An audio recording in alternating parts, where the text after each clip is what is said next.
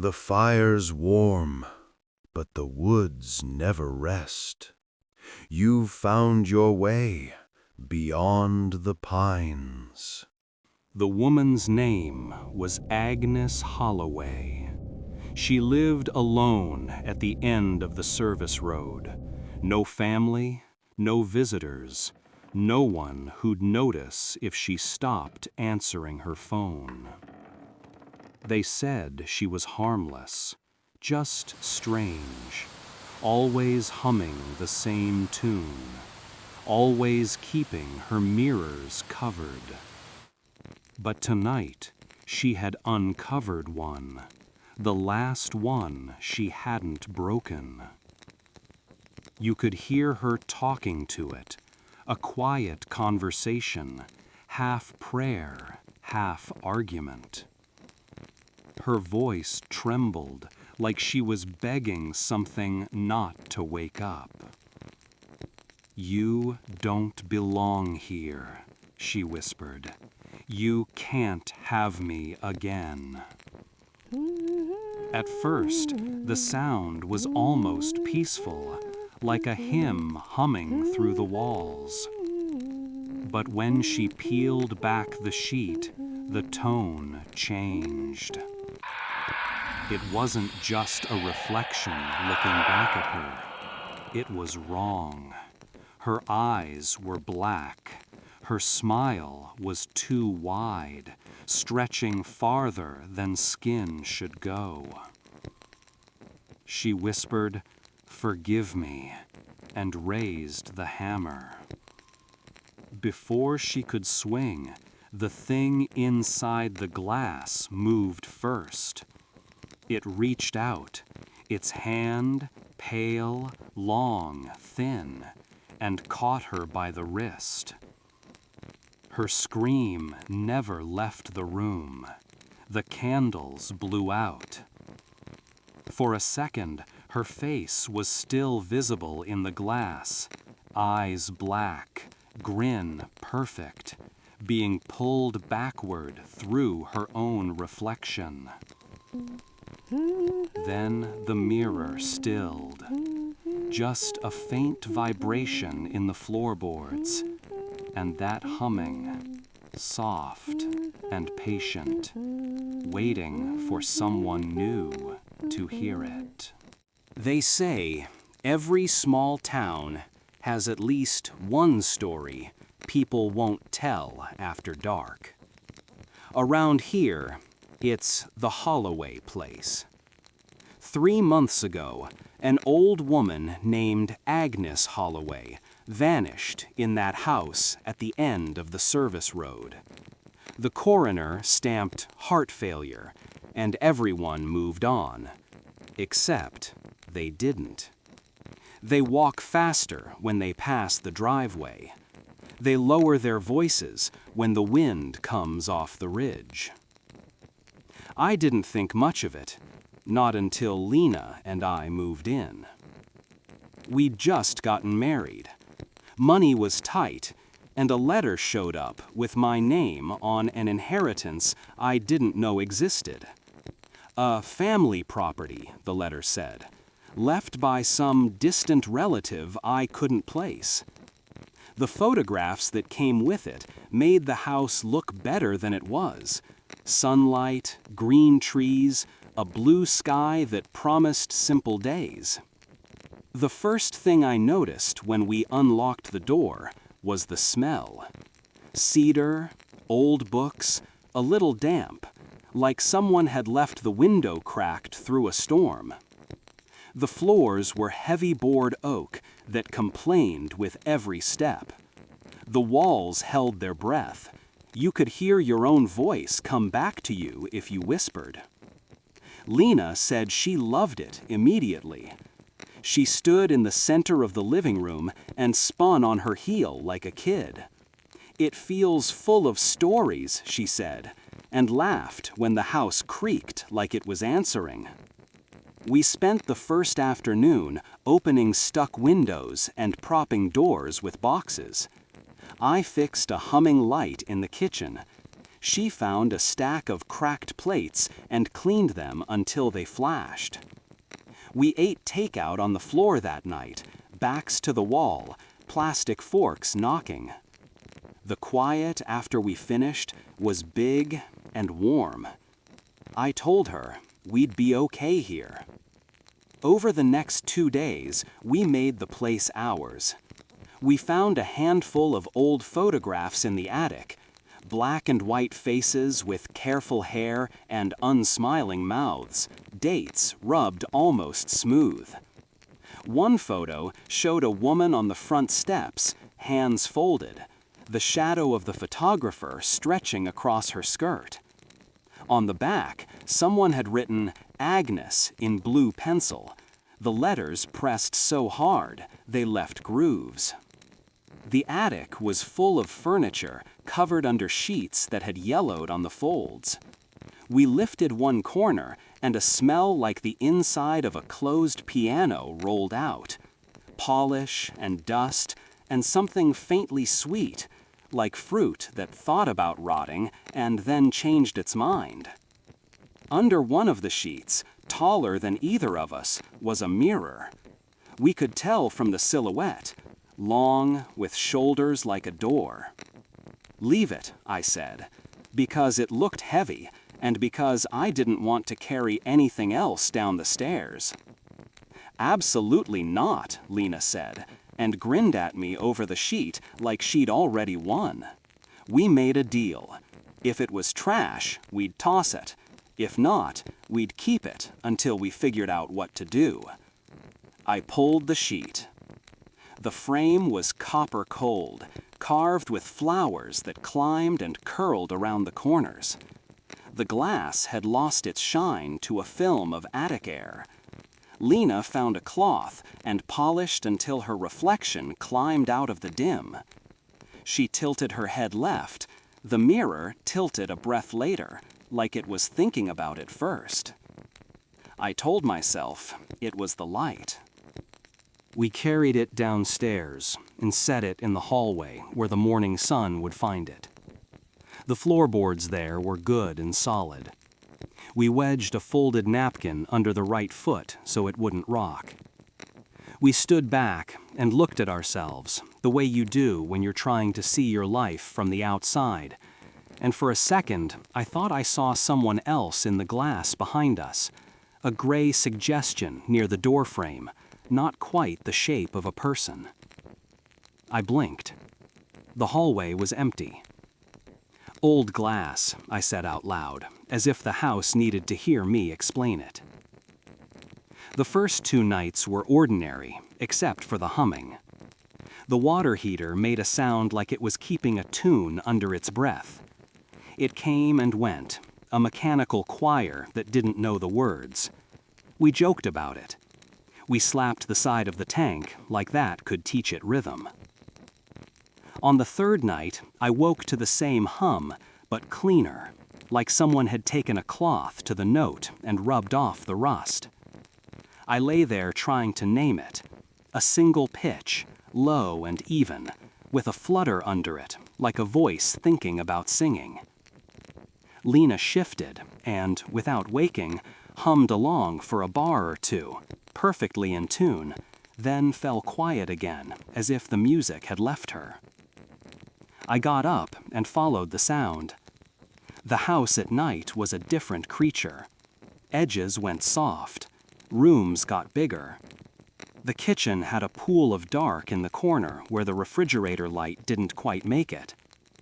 The hallway where we'd put the mirror held a square of moon. The note was louder there, not loud, but present, in the way you can feel a town a mile away if the wind is right. I stood in front of the mirror and waited for the dumb feeling to pass. I told myself to go back to bed. My reflection did something I didn't. It smiled, small, like it was thinking the same joke I wasn't, and then my face caught up to it without my permission. I slept badly after that. The next morning, I called the county clerk to ask about Agnes Holloway. It felt like the least I could do, say the name, put a file to the story. The woman on the phone was bored until I said the address. Then she went careful. Yes, there'd been a death recorded. Yes, the house had passed through a tangle of hands. Yes, I was technically related if you squinted and did the genealogy backward. Was there anything unusual? I asked, and felt stupid as the words left me. There was a pause, like she'd covered the receiver and asked someone else in the room what she was allowed to say. I can tell you there was an item listed in the property inventory, she said. A mirror. Condition marked unstable. Unstable how? Another pause. I can't advise on that, sir. That afternoon, I went into town for screws and weather strip, and the illusion that I could fix the way the house breathed. The hardware store smelled like oil and cut lumber. An old man in a red vest asked what I was fixing, and when I told him the address, his eyebrows rose, like he was trying not to. Agnes, he said, and waited to see if I'd say the name first. You knew her? I knew she hummed, he said, sang to her mirror, said she'd trapped something in there years ago, back when trapping things was a business. You don't need more screws for that. You need to leave the sheet on. I laughed, because that's what you do when someone else's superstition bumps into your day. He didn't. Some things are only quiet because you're not listening, he said, and rang me up. I took the long way home. The ridge road gives you a view of the house like it's a painting hung on a gray wall. From there, it looked small enough to hold in a hand. I thought about driving past. I didn't. Lena was in the kitchen, humming while she chopped carrots. I knew the tune by then. I could have hummed along if I'd wanted to. I stood in the doorway, and she didn't see me looking. Her lips were shaping a smile that didn't quite belong to the joke she was telling herself. Where'd you learn that song? I asked. She stopped, like someone had touched her shoulder. What song? The one you were humming. I wasn't humming. She picked up the knife again, then set it down. Do you hear it too? Just pipes, I said, and kissed her temple like that could fix it. That night, I covered the mirror with the same yellowed sheet we'd found in the attic. I tucked the corners under the frame. I taped the bottom like I was weather stripping a draft. I went to bed and told myself I'd done a practical thing. At 2:58, I woke because the house had gone quieter than quiet. That thick, padded silence you only get before something breaks. I lay there counting my heartbeat until the hum started again. And then I stopped counting, because it wasn't under the floor this time. It was in my chest, talking to the wood of my ribs. I got up. The hallway had the stillness of a photograph. The sheet hung straight and patient. I reached out to touch it, and my hand came back warm, like someone had just been standing on the other side, breathing. The tape was still in place. The corners were tucked, and the cloth moved under my palm like a slow tide. I told myself I was half asleep. I went back to bed and lay there awake until dawn.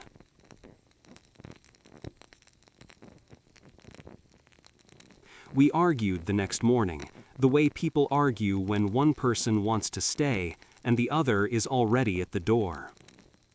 Lena said we should sell the house.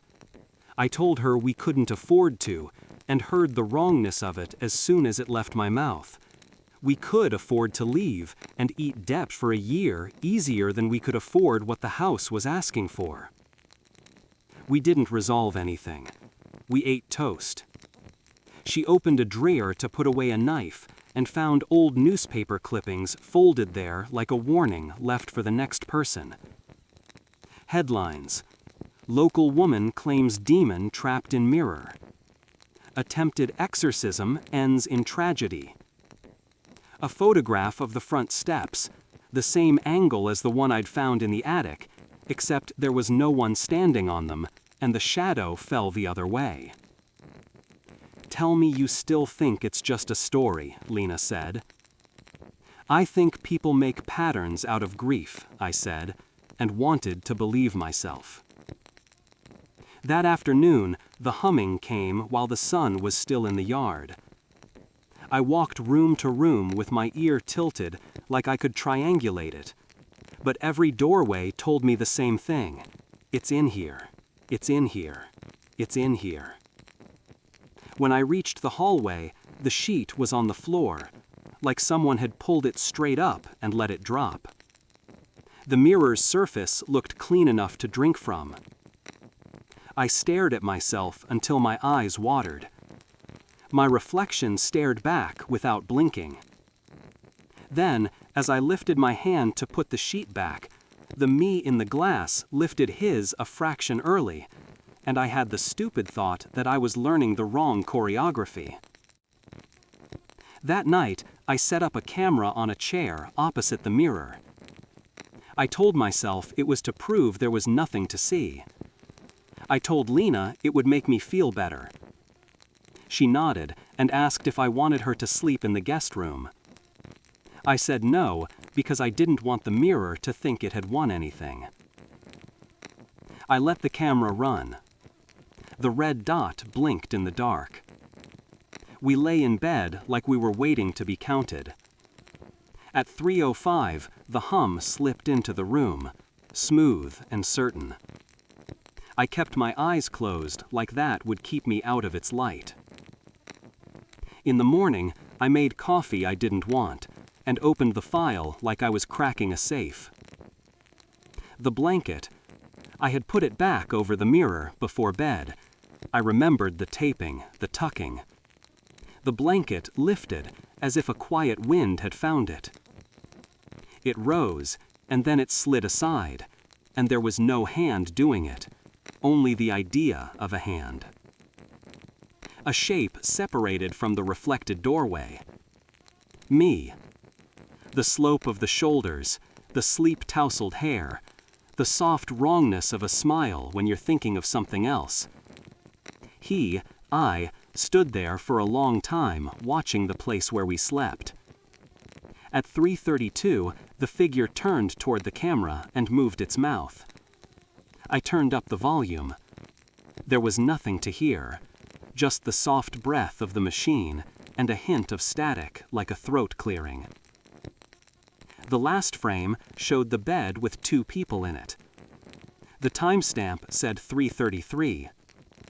I was sitting at the table, coffee cooling, watching myself sleep. I went to the toolbox without thinking and came back with the hammer.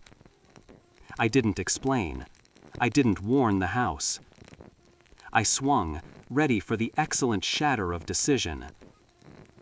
The glass did not break. It moved.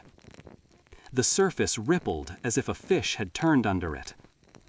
For a heartbeat, nothing happened. Then, every mirror in the house responded. A crack like ice running across a lake. A chorus of delicate hurts. The bathroom speckled with bright lines. The bedroom freckled with hair-thin fractures. The whisper breath of the hallway as the big mirror sighed. The hum rose with the cracks. Not a single note anymore. A chord built out of voices, all of them near, all of them singing the same 3 notes in an order that felt wrong, like a child counting 1, 3, 2, because that's how it had learned to survive. Lena screamed, "Cut it." She had fallen, not fainted, not collapsed, fallen like a marionette whose strings had been lifted from the wrong ends. Her reflection in the hallway glass didn't fall with her. It stood still and smiled, and then caught up, lazy, like it had all the time in the world. I don't remember the next minute. Memory goes thin there, like film boiled too long. I remember the porch boards under my palms. I remember morning discovering us. I remember the empty wall. The police were patient the way people are when a story doesn't make sense, but your hands are shaking. They took down the details and left out the parts they couldn't file. No sign of forced entry, no prints, no missing property except a mirror that, as far as the world was concerned, had never been anyone's problem. We stayed in a motel that night. Lena didn't speak until well after midnight. When she did, it was to ask if I was sure we'd covered it, if I was sure we'd taped it, if I was sure the camera wasn't. She trailed off like the end of the sentence had walked into another room. Back at the house, we cleaned like cleaning could undo anything. I picked glass out of the bathroom sink with tweezers. The cracks in the other mirrors made spider maps that I couldn't stop tracing with my eyes. We found one more clipping I'd missed before, slid into the back of a drawer where the wood had swollen. The headline was smaller this time. Minister censured after unsanctioned ritual. The name in the story was Holloway, but a different Holloway. A man, 19th century, a minister who believed he could bind what wouldn't leave. He had a tool for it, a mirror he kept covered except when he needed it, a mouth that learned the wrong prayers so often he forgot the right ones. "Let's sell it," Lena said, voice flat. "Yes," I said, and meant it, and still we didn't leave. That week, I found a receipt from a second-hand dealer 2 towns over. A mirror had been appraised there 6 months before. I drove over, pretending I was running errands. The shop had bells on the door like a memory of Christmas. The woman behind the counter looked like she'd been waiting for someone to ask the right question. When I gave her name, she glanced at the back room. "Family piece?" she asked. "Something like that," I said. "We don't keep mirrors in the front anymore," she said, and smiled like it was a joke she told herself. From the back, I heard a tone, thin as fishing line. I told myself it was a pipe. I told myself it was a fridge. "Do you hear that?" I asked. She shook her head too quickly. "No returns," she said, though I hadn't asked, and wrote something down on a pad, and turned the sheet over like she'd put the thought where it couldn't be seen. I drove home with the radio off. The trees along the ridge had gone that late summer gray, where even the leaves sound tired when the wind moves them. I stayed under the speed limit because it felt respectful, or because the road was narrower than I remembered. That night, Lena slept with headphones in.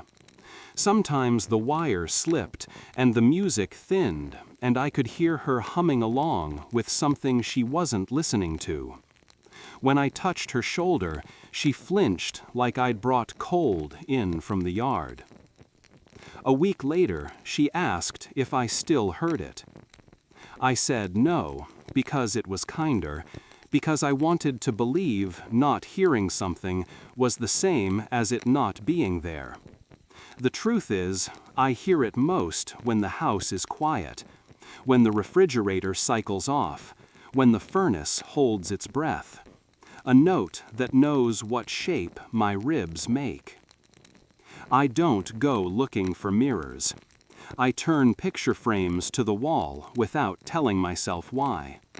I check the hall at 3:05, and then I stand there pretending I was only getting water. If you ever find a mirror that hums when you touch it, don't listen for very long. Don't tidy the edges of the sheet. Don't polish the glass. And whatever you do, don't smile back. Because sometimes a mirror is only quiet because you haven't learned the song yet. And sometimes what's inside it has all the time in the world. If you ever hear 3 notes in the wrong order coming from another room, 1, 3, 2, close the door you're standing in. Walk away. And if you can't tell whether the note is in the wall or in your chest, if you feel the wood of your ribs answering, that's when it's already listening to you. Somewhere there's a piece of glass that remembers Agnes Holloway. Somewhere there's a shop with bells on the door. Somewhere there's a hallway that will look like yours on the first night and exactly like itself on the second. I don't think it wants anything complicated. I think it wants what it's always wanted: someone to sing back. If you hear it, don't look. If you look, don't smile. If you smile, don't wait for your reflection to catch up. Because the worst part isn't that it stands too close on the other side of the glass. The worst part is when it steps away and you realize you can still hear it humming from somewhere that isn't a mirror at all. And then you understand, the song was never trapped. It was teaching you the whole time. So, if you ever find a mirror that hums when you touch it, don't touch it twice. Don't listen long enough to learn the words. Don't bring it downstairs into the light. Some stories are only quiet because you're not listening. And once you hear them, they don't stop. Not when you sell the house. Not when you turn the frames to the wall. Not even when you close your eyes and try to count your heartbeat instead. 1, 3, 2. That's when it answers. And that's when you stop being sure which side of the glass you're on.